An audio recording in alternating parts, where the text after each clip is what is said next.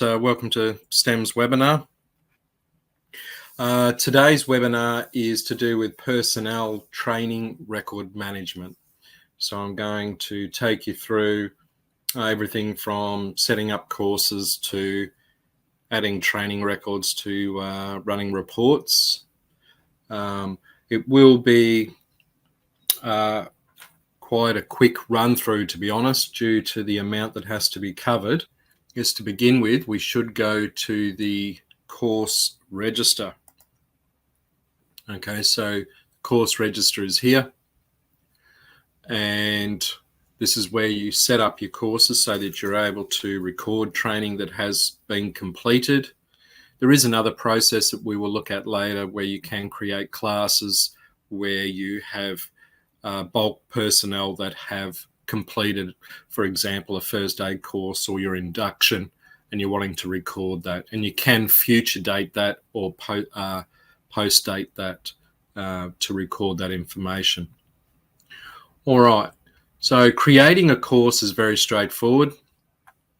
Over in the top right corner of the course register, you'll see add course. Just clicking on that, and we can it's up to you. This is just a free text field, is the code field. It is optional. Mandatory, you must put in a course name. Below that, you'll see short name, which is optional. The intent or purpose behind that was mainly for the training matrix, where we had customers requesting a shorter name to be displayed on the training matrix.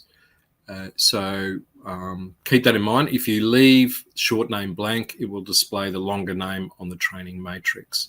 In saying that, we have recently released a feature that I'll probably mention again quickly later, but you'll notice there's a new feature in the training matrix with the option of displaying course short name or display course full name. If you use that top one, which is the default one, short name, you've still got peace of mind that if there is no short name, it'll display the full name. Next, you'll see course type and course owner, which I'll spend a little bit more time on to help explain what they are for. And they're available in settings. So if you have the ability to access settings, it's found under admin, settings, training management, course type, course owner. Course type is just a way to categorize your courses. You'll see some basic examples here of high risk license, induction. Well, someone's recently put something else there, mining induction, nationally accredited, non-accredited, VOC. Keeping in mind, I do recommend to keep that as simple as possible to help group your courses. Probably one of the main benefits would be your training matrix. On the training matrix, you can utilize that course type feature there. So for example, if you just wanted a training matrix for your high risk licenses, or you wanted it just for your VOCs, you could utilize this feature here. The next settings feature is course owner, and we must make clear that it is not to be confused with the course provider. So for example, if it's first aid and the provider is St. John's, it's not that you would put St. John's here. The intent or purpose of the course owner is, for example, if your business has clients, your business has clients that have courses that your workforce are required to complete,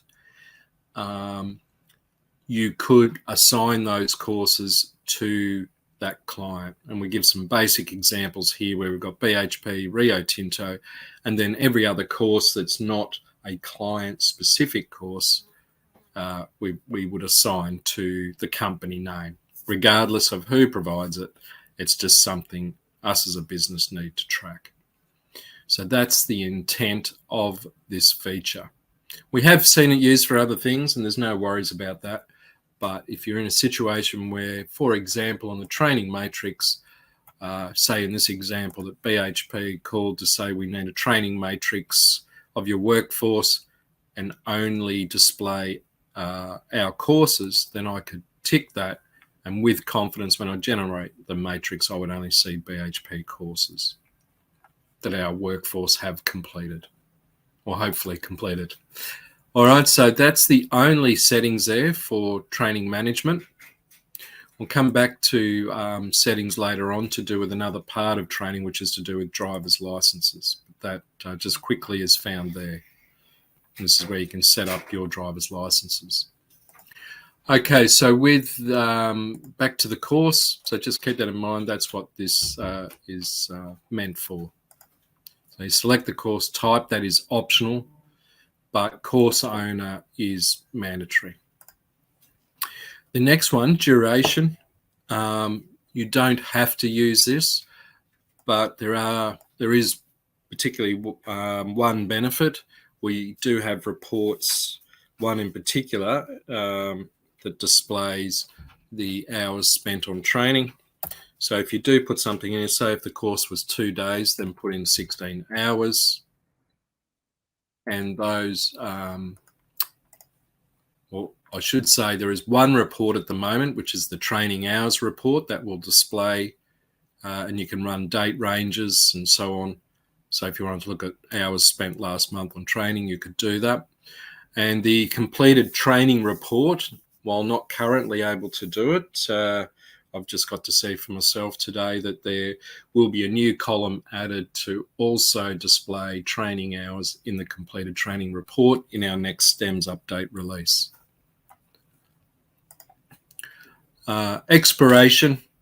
This is important and it is mandatory. So if it's something that never expires, then you can simply put a 0, and that will be seen in the training matrix as never expires.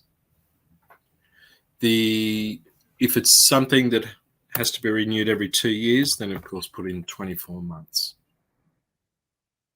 Overview and requirements are just free text fields for your purpose only. They have no role in any other thing. They are just free text, and you just click on add course. Now, I will start moving on very shortly from the course register. A couple of quick things I'll point out here.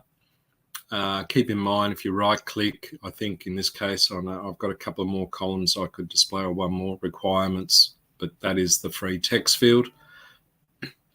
Be aware of these features. Right click on any of these style registers with this right click feature. Over to the right, you'll see there is add class option, which we'll look at later. There's the ability to view the course, edit, and archive. Something I should point out, it's rare, but we've had some people ask about this. You'll notice some of these courses I could delete. The difference is that means that there are no records associated with this course, so I could completely delete it, and it will completely remove it from STEM. Sorry about that. Archive is when there is at least one training record associated with that course, so it can never be deleted. You could at best archive it. If you archive a course, it will also archive or basically hide all records associated with that course as well. So be aware of that. Up the top here, it's got include archive records. So if I tick that, it'll just display any archive courses which can be restored. What we're going to do now is move on to adding a training record. All right, so we'll go to the personnel register, and just quickly while I see associates, a reasonably common question we get through support is people ask, can we create training and license tabs for associate profiles? And the answer is we will never plan to do that. The idea or purpose of associates is for visitors, people outside of your workforce, people of the public, where you want to record detailed information on someone that may have been involved in an incident or reported something. but it's not for training purposes. So our personnel register, it is designed for people. So, because the reason why they ask is they're thinking of contractors, but the personnel register has been designed for you to be able to manage all of your workforce, regardless of whether they're a direct employee, a contractor, or a service provider, whatever it may be. If you're wanting to track that training, you will have to put the people into the personnel register. Okay, so what we'll do now is we'll open up a personnel profile, and the tabs that we're going to cover today are licenses, training, requirements plan, and certificates. I'll start with licenses. It's nice and quick, straightforward. It is for driver's license. That's its intent. In saying that, we understand some customers use it for high-risk licenses as well, and that's fine. You can do that, but you can also track high-risk licenses in the course register as well. We are aware and fully understand we're getting a lot of requests to be able to group different licenses together, both for driver's licenses and also, say, for example, high-risk licenses. We do have a plan of how to do that. We are hoping to start work on that soon.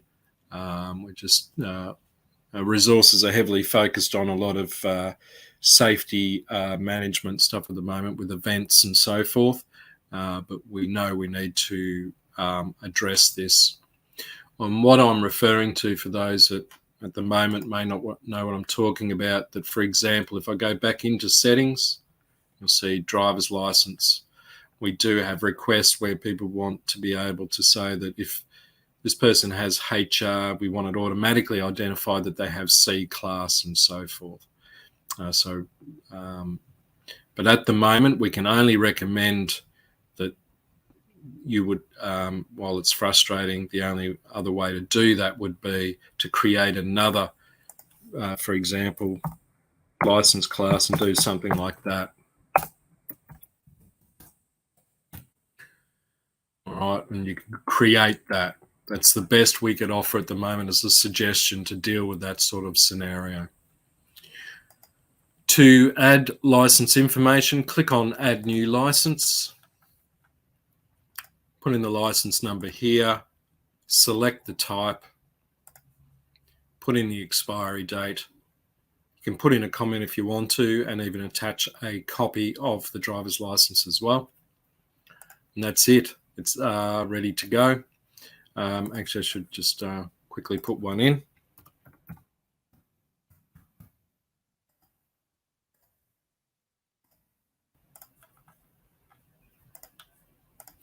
And you can drag and drop a file there, or click on there to select a file. What I will point out here is if you put in a new license and the license number is exactly the same, then what it will do is bump the old one out down into the archive section. All right, so you've got peace of mind. You don't need to archive this one to put a new one in. It will acknowledge that there's one with a newer expiry date. All right, so that takes care of that for you. While we're talking about licenses, one more thing on that, notification profiles. All right, so I'm now in here. There is a dedicated licenses template to build your own notification profiles. So you'll see that there. And I'm going to go through basically this, or the training one, in more detail soon. When I say soon, towards the end, to cover this in more detail and how you can best utilize these notification profiles. Okay, so what we'll do next is I'm just checking very quickly if anyone has any questions so far. So far, looking like everyone's following okay. What we're going to look at next on the training tab, And this is one of 3 different ways, and soon to be a 4th way via our new LMS application. But I'll go through the 3 different ways today that you can enter a training record. This being the most common way. And you'll see here I can, in the drop down here, search the course register and put a new record in.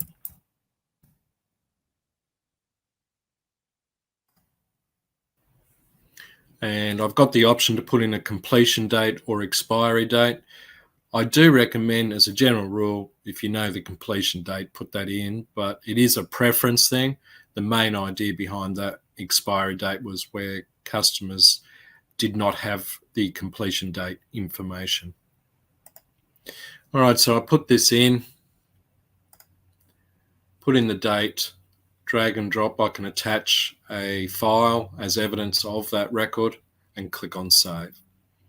It is that simple to put in a training record via this method here.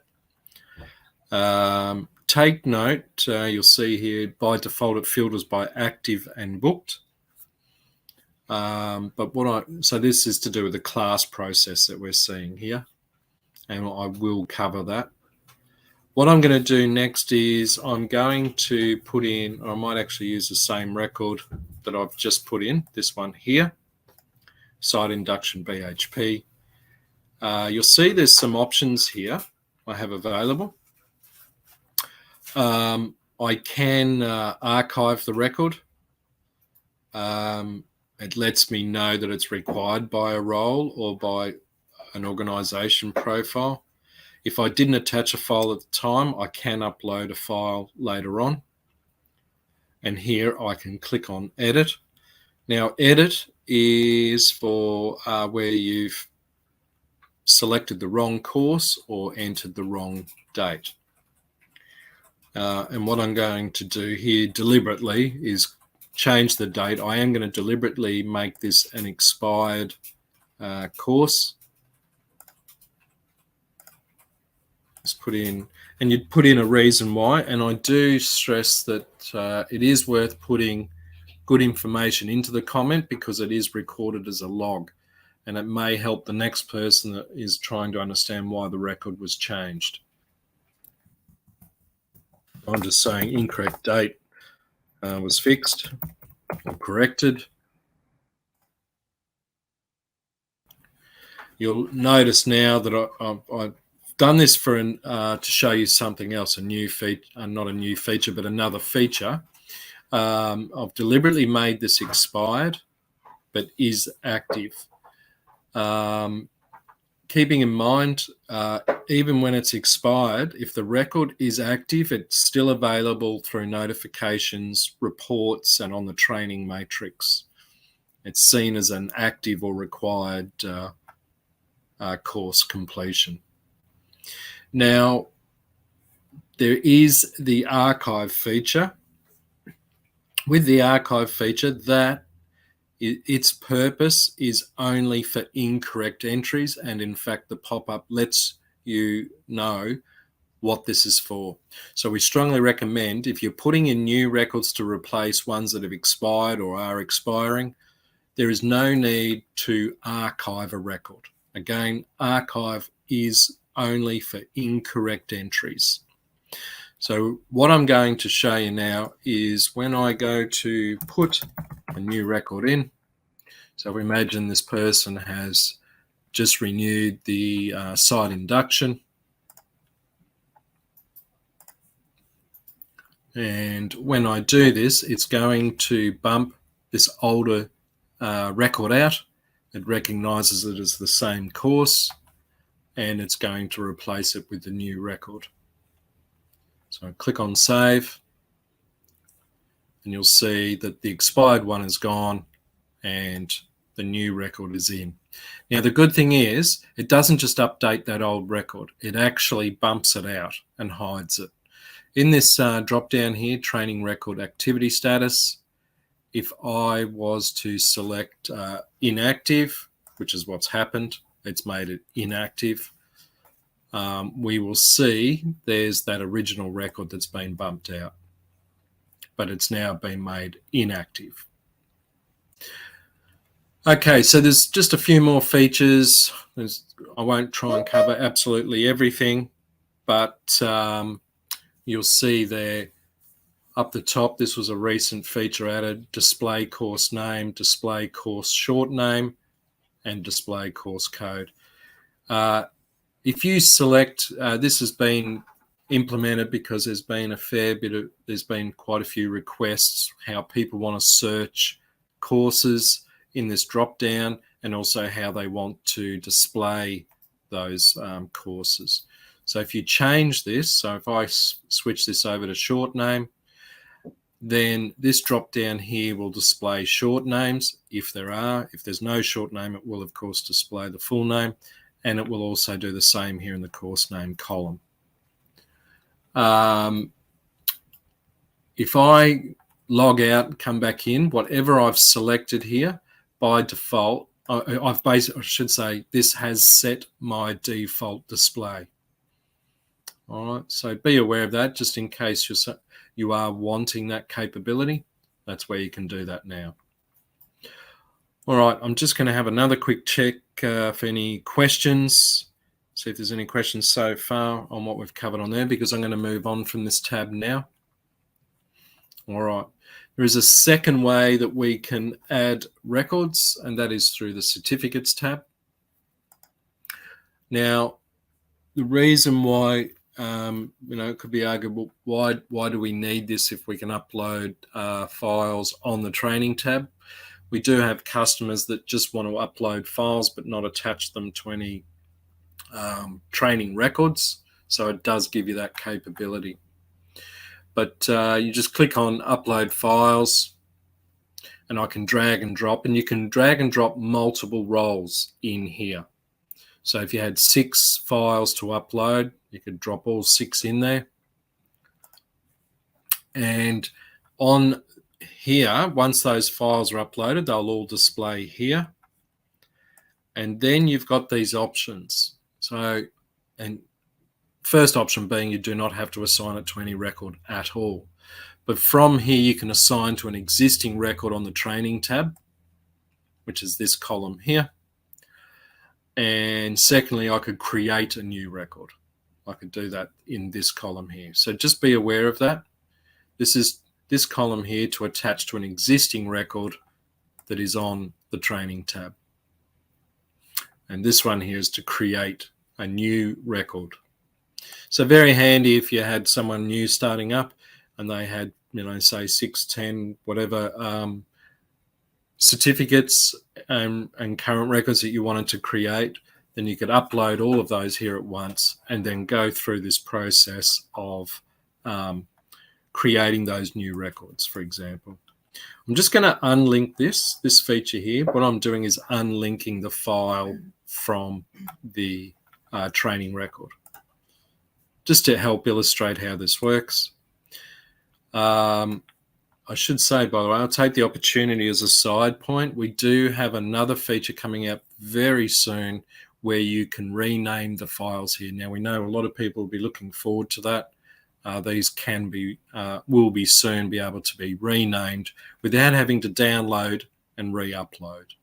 Obviously, we do encourage that you should have a naming convention for your certificates, but we know plenty of customers where that has been a problem, where they've just been uploaded and there hasn't been a naming convention and they do need to rename them. So it'll give you that ability very soon. Okay, so all I need to do, if I wanted to create a new record, then using this column here, I select the course, put in the completion date, which also, by the way, very soon you will be able to choose between an expiry date and a completion date on this as well. That'll be released with the renaming feature as well. And then all I need to do is click on link, and that will create the record and make the file available on the training tab. Obviously, it's just switched over to here because of the fact that it's now an existing training record. If I go to the training tab, we will see there it is there. And there's the file, which can be downloaded from here. I'll take the opportunity to give you a tip here that if you're needing, for example, supervisors to be able to view their personnel, as in their team or group of people that they're responsible for, the certificates tab is really good for managing training records and files and so forth, as you've seen. You should have very few people that can access this. All right, it really is more of a managing tool on the certificates tab. And the training tab is a great place to give those leadership roles view permissions only. So if you give them view permissions, they will not see this feature here. They'll just see the register, and they could download certificates if they need to. All right, so be aware of that. That's a good way of making information available to those sort of roles. All right, I'll just double check on the certificates tab before I move on. Make sure I've covered all or most of those features. I should point out over here, download selected files. That's a common request as well. So you could just select all the files here and then click on download selected, and that will download the files for you. Over here on the far right, there is a delete file feature. So if you're wanting to clean up old records, or you uploaded the wrong file to the wrong personnel profile, you can delete that file from here. All right, simple as that. If you delete the file, it will not delete the training record. So that's good on one hand where you don't want to delete the training record. Well, it won't, I should say you cannot delete a training record anyway, but I want to point something out. If your intent is to remove that because of the example I've given where it was a completely incorrect entry for this person, I should delete the file from here and then go to the training tab and archive the actual training record if it was a complete incorrect entry. All right, we've got one more tab to look at while we're looking at the personnel profile. And that's the requirements plan, which is going to lead me into something else to do with managing training records. And I am going to talk about the third way of entering training records later on. But while we're here, we're going to look at the requirements plan. And what we'll see here is a gap analysis of the personnel profile and on what they've completed, what's expired, what's booked, and what they haven't completed at all. So we'll see here what they need to have done based on their role requirements and say site or department requirements. And I'm going to show you now how you can set that up. I should also say this information is also available on the training matrix. All right, so what I'm going to do now is move to the role profile register.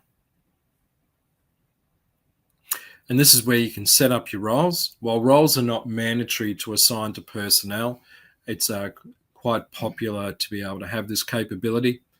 And all you do is click on new role, give it a name. This is optional with organization structure. I would advise probably not to use this unless you really think you need to. The idea behind this is where we've had customers need to have a role that is specific for a project or a particular client, where you can build a role profile specifically for that. But even then, you could do that without having to use this. Keeping in mind that if you select a certain part of the organisation structure, it will then limit its availability for use, but it does have its purposes. All right, so once you've put that in, click on Add Role. And if we look at a role that's been set up, I'll try and pick something that's got quite a few people associated with it. All right, we'll look at this Safety Advisor role. On the role, if I click on Training Required and click on Edit, I can then select what courses I need as a minimum requirement for this role, and click on Save. You can remove. If you want to clean that up, I can just select those and click on Delete. And the same principle with the License Required tab. On the Personnel tab, I can see which personnel are assigned to this role. I'll also see if it's a secondary role or primary role, which we're going to look at very soon.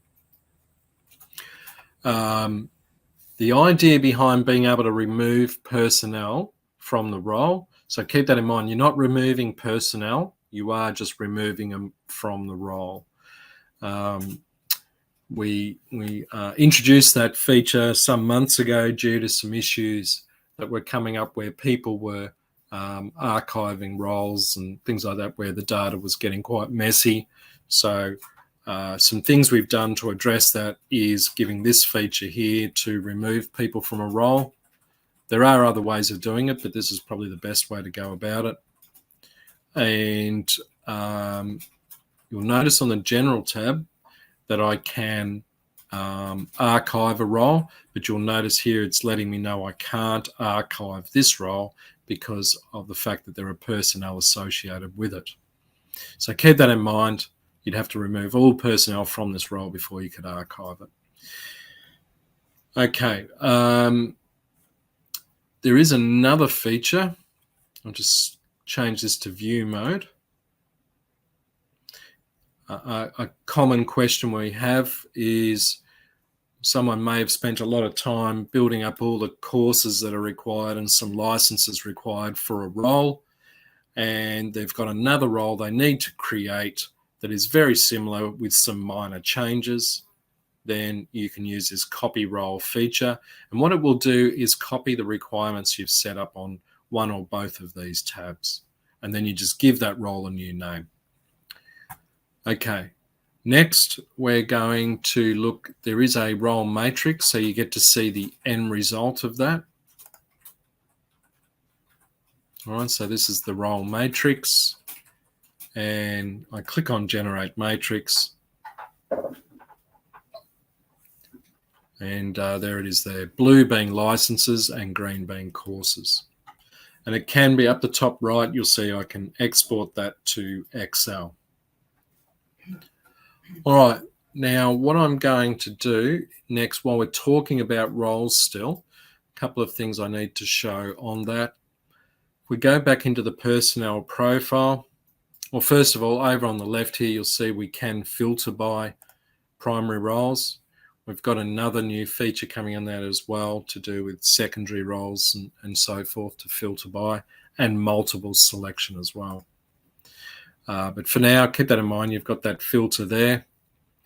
If I need to change someone's role via their personnel profile, two ways I could go about it. I can use the Work Details tab. That's down here, Change Work Details. And I can just select Record Role Change. This is where I could change their primary role. I can add multiple secondary roles. All right, so be aware of that. One primary role and multiple secondary roles can be added. If you make any changes here, obviously you need to put in a date. You can future date that. And then what will happen is once that date is reached, the change will be implemented. Another way, the same feature can also be done via work history. Any changes I make on that work details page will be recorded on the work history tab anyway. We do recommend to try and make the changes from this tab where possible, mainly because of this date here. I'll take the opportunity to point this out is because we do get some support over this. People will make a change, and by the way, you'll notice here it's the same pop-up. And if I was to change a role, but the date I record is earlier than the date we see to the left, so I'll just close that back down. If I was to put in a role change and it was dated for, say, the 1st of January 2021, then All I'm doing is putting in a historical record, and the latest role recording is what will be applicable and visible. It's just that we do have people, sometimes there will be a difference in dates, and 9 times out of 10, the issue why they're saying it's not displaying is because the change they've made is an older date here. So be aware of that. On that, also, if we go back to the personnel register on changes to do with roles or any other changes for that matter, finally, there is a bulk update feature as well. So up the top there, that's personnel register, bulk update.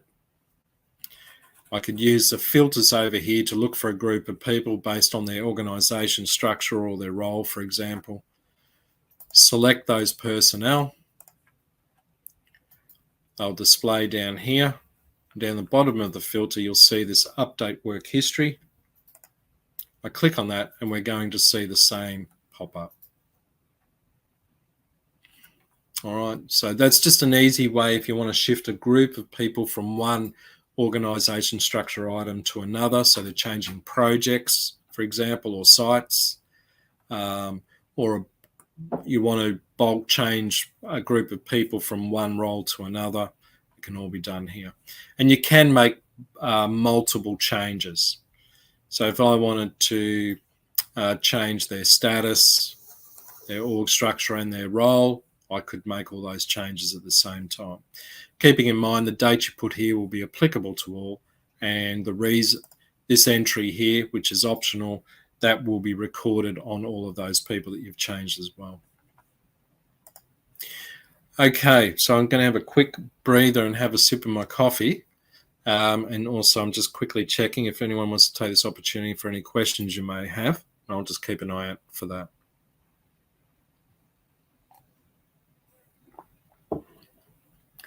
Okay, well, we've just talked about role profiles, and we've got the role matrix.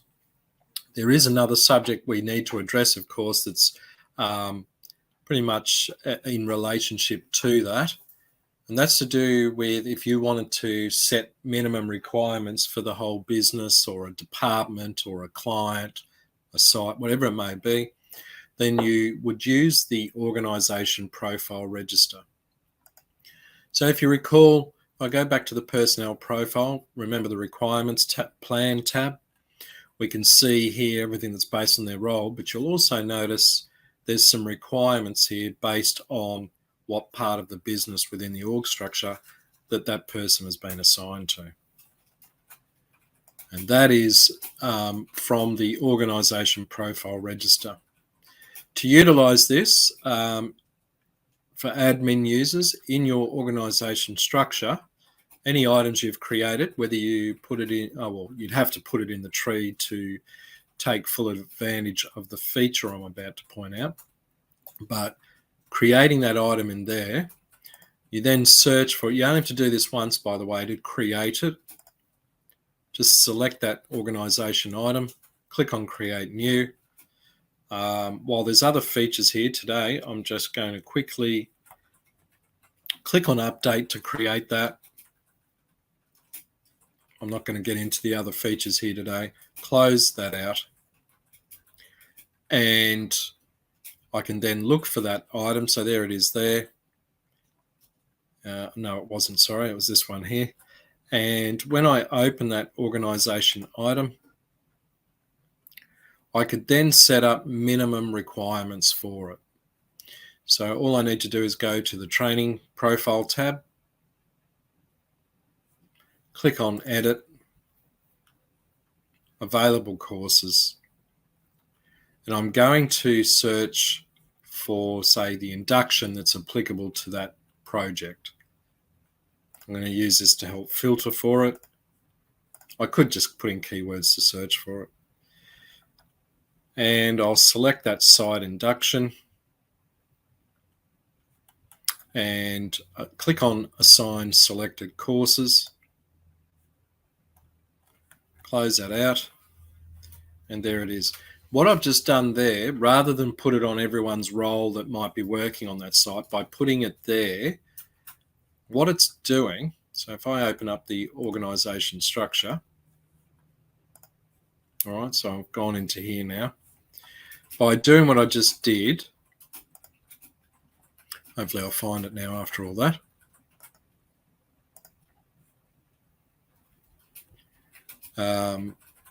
I may not find it. It'd be like looking for a needle in a haystack.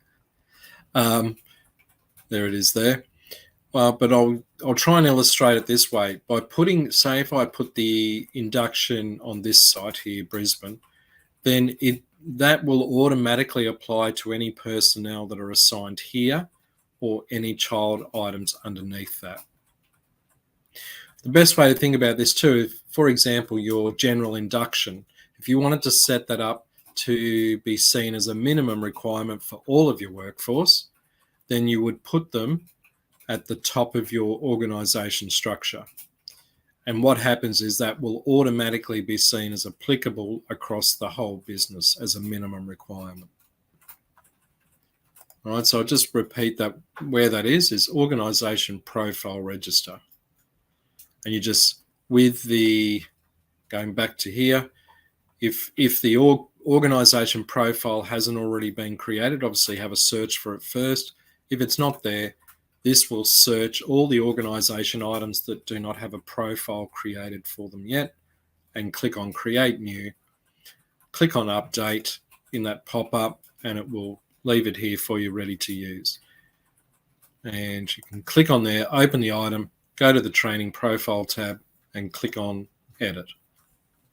Click on Available Courses and select the course or courses that you're setting as a minimum requirement. All right, so just a quick check. So far, I must be doing all right. No one has any questions. And that helps hopefully explain the Requirements Plan tab. And then ultimately, that becomes available for the training matrix.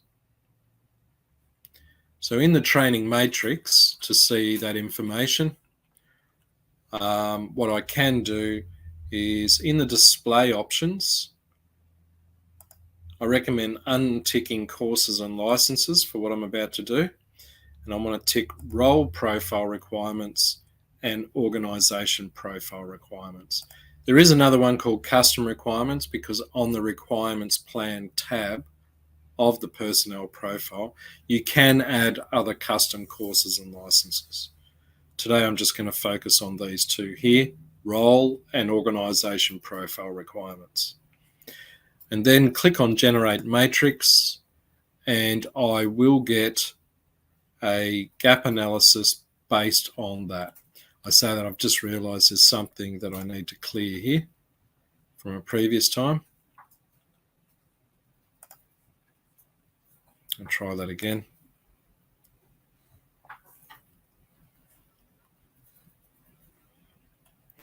All right, so that'll give you that gap analysis there. While we're looking at this, some other tips on the training matrix.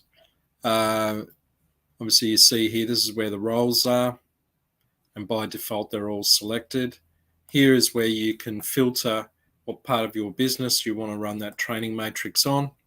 So, for example, if I wanted to run a training matrix just on a particular project or site, then I could select that, or say all of Queensland, I could right click and select all.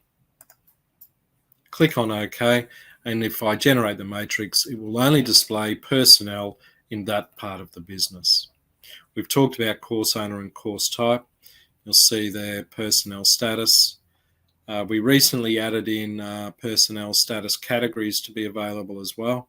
Previously, it was just active and inactive, but now the categories are also available. Personnel level and type is a new feature that's been added. So be aware of that as well. That's available for you to use. Display options has had some new features added, so I can actually, there's a new one, required only, not completed. So if you're wanting to, I'll untick these to be sure, but it should be fine even with those ticked. What I'm just looking for is everything that is required but the personnel have not had it completed yet. And something's caught me out there because I say that it's showing, oh no, that's right. No, it is meeting a requirement. Why it's showing expired dates is that it is required, but it has expired. So it's seen as no longer completed. You'll see there I can do one to do with booked. What this will do, which I think is a good one to tick, is it will overwrite these. If there's any, I shouldn't say overwrite. Even if you don't tick that, I should probably do my homework again on this. If it was required only, not completed, and booked, it will show that. And I'm just ticking that to be sure of that. Be aware of that, and that will show what is booked.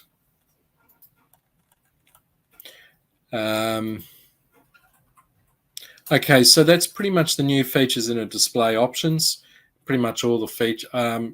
One more, sorry, there is another new feature. On the matrix itself, if you right-click, there are some new columns available. So work email, mobile phone, work phone, personal email, and so on. So be aware of that. Check that out. There are some more columns of information available. While we're looking at this, in case you're not aware of it, as you saw, I was able to show or hide columns I do or don't want to display. But I can also group by. So I could group by organization structure.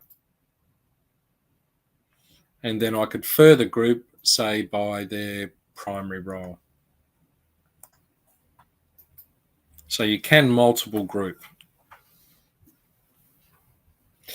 And finally, in the top right, you'll see the export to Excel.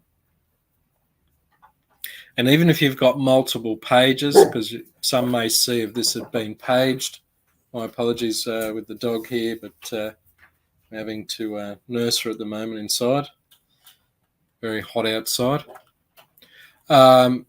So that keep that in mind. To export to Excel is up there. And if you multiple paging, there's no need to worry about that. The export will export all pages for you. All right, so I'm going to keep moving along. Time is starting to quickly get away, and I've got a few more things to cover.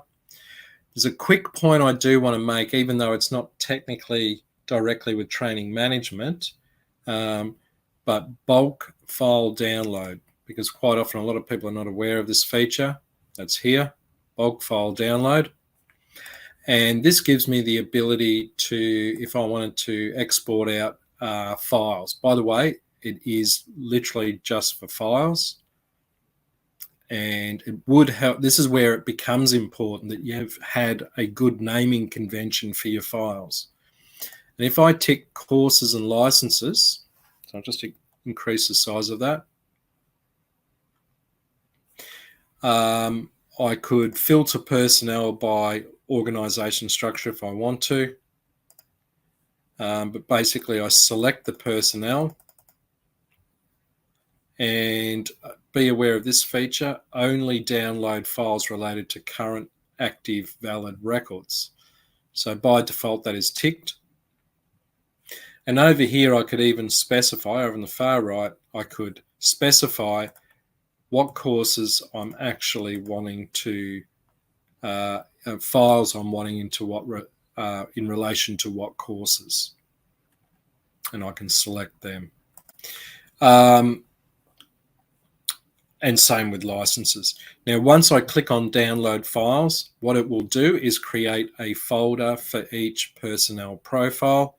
And within each one of those folders, there would be a folder for training and a folder for licenses. If, of course, there's any files on those tabs based on what I've set up here. All right, I'm going to keep moving along. And what we will look at next is reports. So there are two reports here to do with training. There's the completed training itself. A couple of quick features on this. All licenses and courses are found here. And for example, if you needed to just run a report on everything that is completed on active personnel. If I generate the report, it groups it into the personnel profiles, you'll see there. Because by default, be aware of this, by default, the status will not display expired. We do have sometimes people asking, how could I have a look at everything that has expired? Then you would untick these and just tick expired, and that will give me that information. Sometimes it's needed to sort of clean up data or run a check on what needs to be addressed. There is a feature over here, do not renew, which I forgot to point out on the training tab of the personnel profile. What this is about is, for example, the person's role may have changed and you do not need them to renew this particular course. By clicking on do not renew, I could bulk clean that up if I wanted to. It will no longer appear in any reports. It will make this record, because this record currently would be seen as active. When I click on do not renew, it makes it inactive. And as I've just said, it will no longer appear in any reports or notifications. There's a new feature coming out soon here to do with completed hours, completed training hours that will be displayed on here. And a couple of things that we're tidying up on the report itself. Over here, be aware of this feature here, a tick box, must match all courses licenses selected. If I tick that, whatever I select here, it will then do a check to look for anyone that has, for example, these 3 courses, but they must have them all. And of course, by default, your status would have to have been, because by default, this is what it's expiring, never expires invalid. And that feature there would allow me to look for people that have a combination of courses and licenses and that are current. All right, so that's how that works there. All right, I'm going to close that report out now. The next one is the training hours report. You can run whatever date range you're wanting to. Generally, it'll probably be just for the last calendar month. And I'm just doing that to try and get some data. And it displays the information this way. Obviously, with the completed training report that will soon have the completed hours might be more suitable. But this design was based on feedback from some customers and how they wanted that data to be displayed. All right, I'm closing that out. Now we've got a few more minutes to go. So keep in mind, if you do have any questions, now's your opportunity to send them through. I've got a couple more things, sorry, to show is class. So on the class register, this, as I said earlier, is the 3rd way that a training record could be entered. And all I do is click on add class, or I can do that from the course register as well, as you may have seen earlier. Click on add class, select the course that I'm wanting to create the class for, put in the actual date. So you can, for historical purposes, you can backdate that, or you can future date that. These are just free text fields, supplier and trainer's name. Put in the maximum number of students you want. That is mandatory, of course. You don't have to, but it might be beneficial to put in that start time and end time. Optional to use the organisation structure, and click on add class. There is the opportunity to add documentation if you wanted to. That might be later on handy to when the class is being completed. For evidence to support that, you might want to attach the attendance record, for example. To add a student or students, go to the student tab. And here is where you can select to book people on. There's an extra feature that when I'm doing this, when I click on add, if you're using the line manager feature, the line manager of these personnel will be notified by email. And we should see probably towards the end of the first quarter next year, we will be giving customers the ability to directly notify personnel by email and or SMS.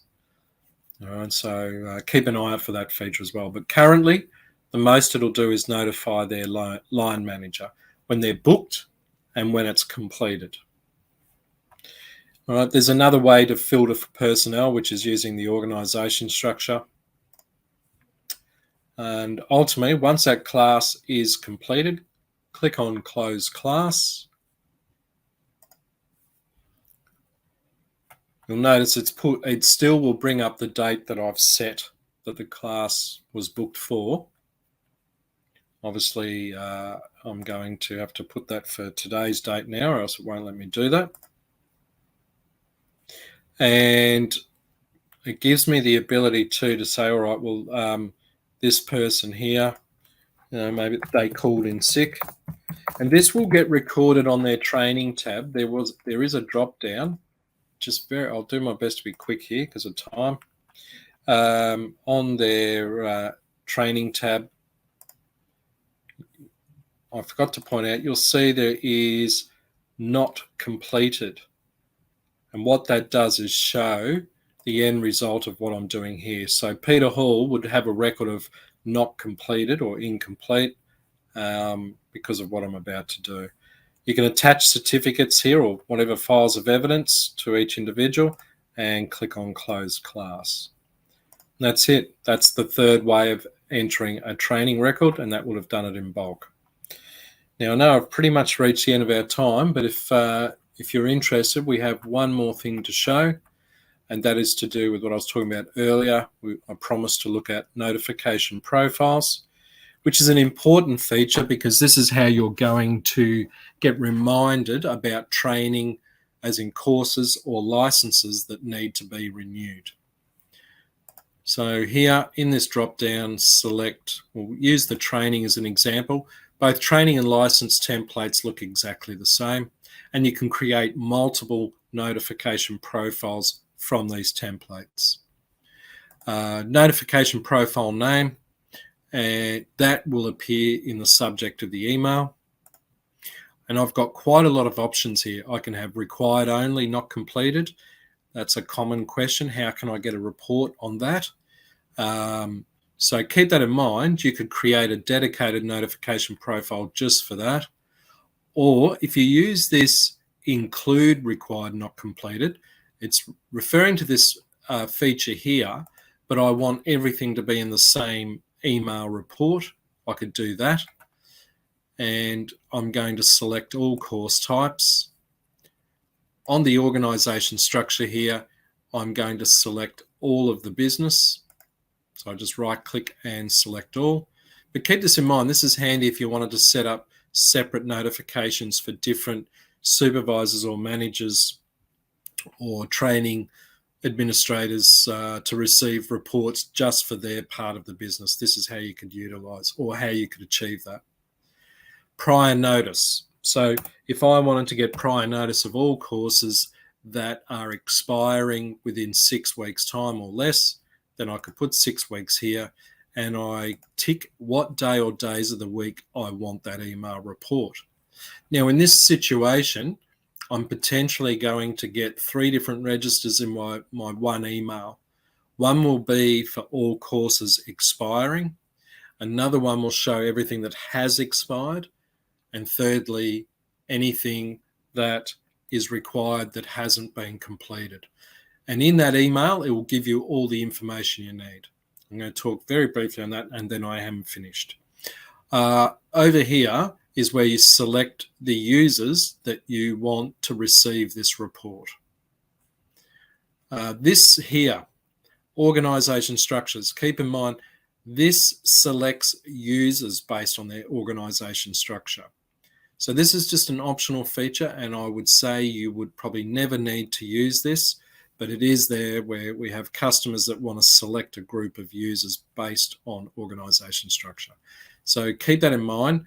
It is a common mistake. People come over here and select org structure and then say that a lot of users are getting emails they don't need to get, and it's because of this. So keep an eye out, maybe check if you've already created notifications. This is a common mistake and ultimately our fault for not explaining that clearly at the top, which we are working on slowly but surely with all notification profiles to communicate that. And then finally, notification display. This is where I can select what information I want in that email that's going out. All right, so if I wanted to display who their line manager was, I can tick that. Obviously, course name by default is selected, but what else we've got here? Completed date. You'll see here role, org profile requirements.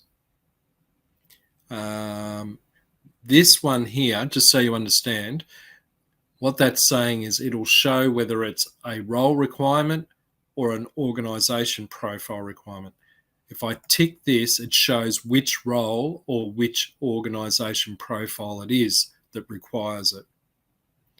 And then finally, organization structure, and you'll see here, display last two org items only. What that means is rather than display the whole organization structure, if there's a lot of child entries you do have, you might just want to display the last two. You can use that feature and click on save. And up here, finally, click on save, and that's your notification profile ready to go. And the same principle with licenses. All right, well, I'm completely out of time, so my apologies for going over. If you need any assistance on anything we've covered there, might be something new that you learned today that you're interested in and want assistance on, feel free to contact us through support, and one of us will be able to assist you. Well, thanks very much, everyone, for your time, and goodbye for now. See ya.